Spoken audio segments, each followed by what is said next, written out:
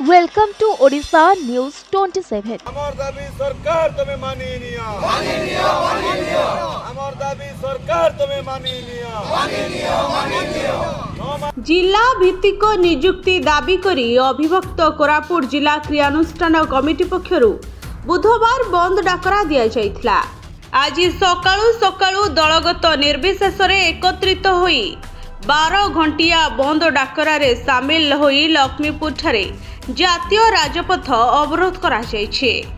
रायगड़ा और कोरापुट को संजोग करुथुबा 326 नंबर जातीय राजपथ अवरोध करा जायथिबा कारणरू अनेक यात्री असुविधार सम्मुखीन होइछन्ति।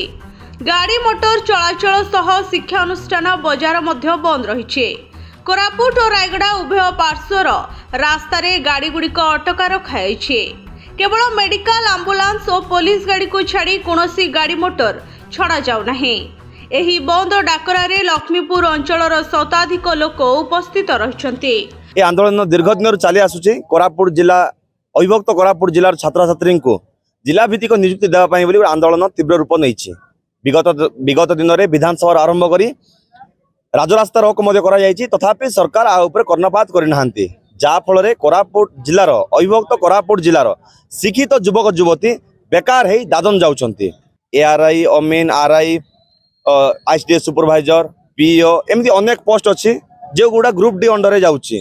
Group C group D post गुड़ा मध्य सरकार राज्य स्तरीय आयोजन करुछन्ती, जहा द्वारा कोरापुट एक आदिवासी अधिष्ठित अंचल एक पछुआ जिला भाव जिते सरकार परिगणित करुछन्ती सेतेबेले आम पिला कंपिटिशन रे भाग नहीं पारुनाहांती, जा फल आम पिला सुजोग पाई पारुनाहांती चाकरी पाइबारे।